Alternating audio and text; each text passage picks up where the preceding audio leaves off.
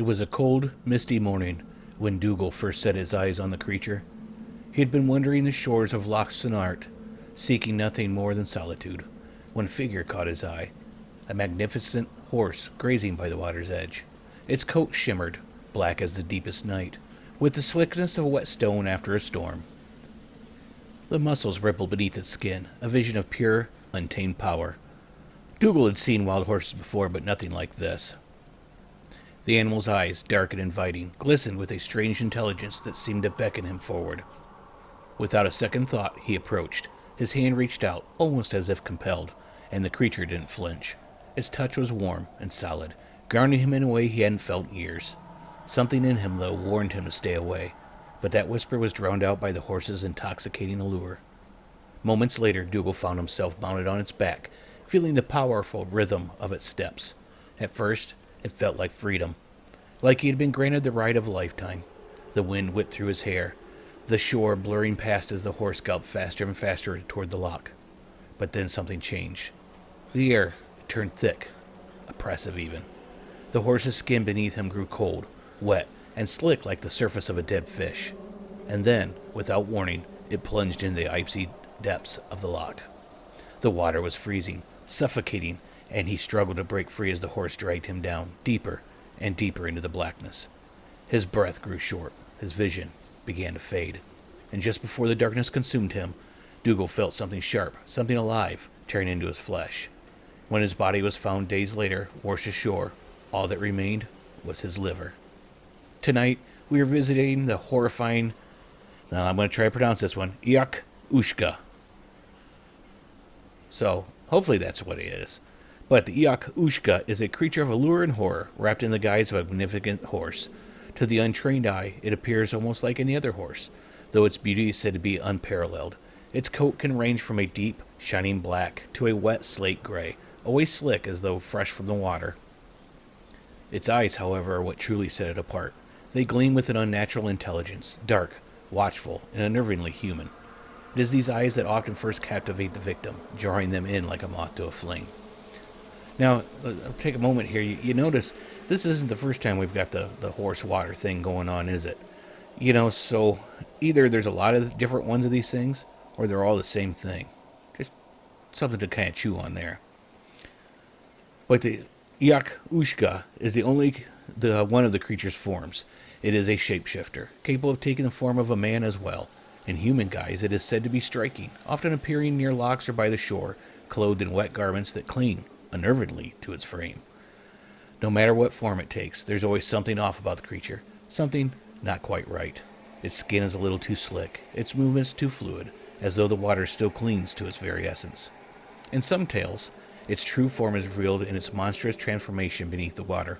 Once submerged, its body distorts, elongating into something more akin to a sea serpent, with a hunger that knows no bounds. Its mouth, filled with the jagged teeth, tears into its victims, consuming them whole, save, of course, for the liver. The only piece it leaves behind, perhaps as some twisted calling card. The Each Uisge has long haunted the folklore of the Scottish Highlands, a creature born from the dark depths of the lochs. While many associate it with Loch Sunart, the creature's domain extends to any freshwater loch, and even some say to the sea itself. Unlike its cousin, the Kelpie, which sticks to rivers and streams, the Each Uisge has far more territory to roam, making it all the more dangerous. The origins of it are shrouded in mystery. Some believe it is an ancient spirit, maybe even a guardian of the lochs corrupted by time and darkness, while others claim it is a demon, bound to the waters by a pact long forgotten. Its hunger for human flesh seems to suggest something far darker than mere folklore. This is a predator, waiting patiently for the unsuspecting to draw near. It is said that it can never stray too far from the water's edge. It is bound to the lochs, the sea, and the depths beneath. Yet it is not just the water that makes this creature dangerous. It's its patience. The Each Uisge does not need to hunt actively. It knows that humans are drawn to beauty, to mystery, and it uses this to its advantage, waiting silently in the shadows of the shore for someone to come a little too close. There are numerous stories whispered across the highlands, each more chilling than the last. One particularly harrowing account comes from a fisherman named Hamish. Hamish has been out on Loch Turton early one morning, the mist rolling in thick, so dense it seemed to swallow the world around him. His boat drifted silently on the still water when he noticed something unusual, a ripple, though no wind stirred the loch. As he peered closer, he saw what looked like a horse swimming just beneath the surface. Its coat was glossy, dark, and wet, though its eyes, barely visible above the water, looked onto his with an unnatural intensity. At first, Hamish thought it might be a trick of the mist, but as the creature drew closer, he realized the truth. The horse's neck stretched unnaturally long, its eyes too aware, too calculating. Before he could react, it began to circle his boat, silently, watching. Hamish, a seasoned fisherman, had never felt such terror. It wasn't the stormy seas or fierce predators he feared now. It was this creature, silently circling, testing, waiting. He grabbed his oars and rowed with all of his strength, but the creature followed him, the ripples growing closer, more insistent. Just as the boat neared shore, the creature vanished beneath the surface, leaving Hamish in a cold sweat, vowing never to sail those waters again. Another account comes from Alicia, a young woman who had heard the tales, but never believed them. Until her encounter, that is. She had been walking with her brother along the banks of Loch Marie one late autumn evening, the air crisp and the sun setting low. They noticed a beautiful horse standing just at the edge of the water, its coat shining like silver in the dying light. Her brother, enthralled by the horse's beauty, approached it, despite Alicia's warnings. Always listen to your sister, guys. Always listen to her. The horse stood still, docile, even as he mounted. It seemed almost too perfect. She watched, uneasy, her instincts warning her that something was wrong. As soon as her brother settled onto its back, the horse's entire demeanor changed. It bolted, racing toward the loch with unnatural speed. Alicia screamed, running after them, but the horse galloped straight into the water, disappearing beneath the surface. She stood at the edge of the loch, the water eerily calm, but her brother, he was gone. They found him days later, washed up on the shore, his body bruised and battered as though something had held him down, something far stronger than any man. The only thing left of him, untouched, was his liver, a grim reminder of what the Each Uisge leaves behind. Then there's the story of Gregor, a farmhand who had always scoffed at the legends.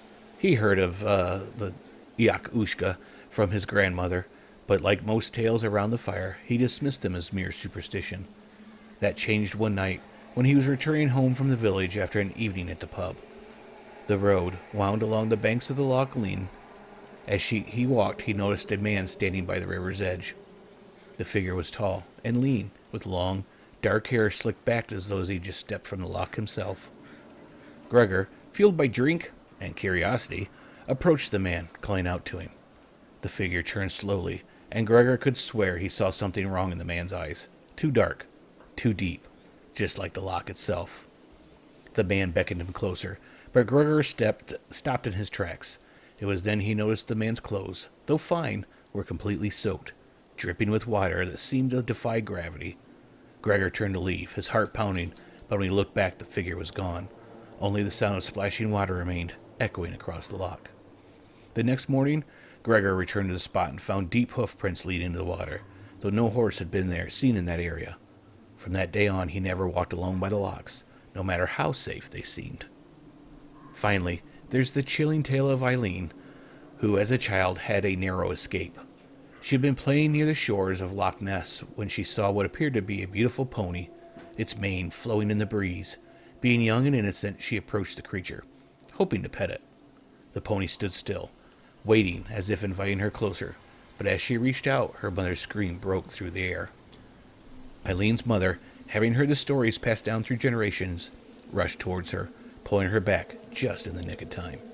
As they fled, Eileen looked back and saw the pony's skin ripple, transforming into something long and serpentine before it disappeared beneath the water. That night, her mother set her down toward the story of the Each Uisge, warning her to never trust what she saw near the loch. These tales are not mere legends. They are warnings, passed down from those who've encountered the creature and lived to tell the tale. And while the Each Uisge is shrouded in mystery, one thing is certain. He is still out there, lurking in the dark waters of Scotland's lochs, waiting for the next unsuspecting soul to fall under its spell. It is a predator unlike any other, blending beauty and terror to lure its victims to a watery grave. It waits in the lochs, in the mist, watching, patiently biding its time. Its stories serve as a reminder that sometimes the greatest dangers lie not in the creatures we fear, but in the ones we cannot resist. Thank you for joining me on tonight's episode. If you found yourself captivated by the dark waters of the Each Uisge, or just really loved how I pronounced it, even if it was wrong, be sure to subscribe, leave a review, and share with those who dare to listen. And as always, remember to be cautious when walking near still waters, because you never know what might be watching from just beneath the surface. Stay curious and stay safe, my friends.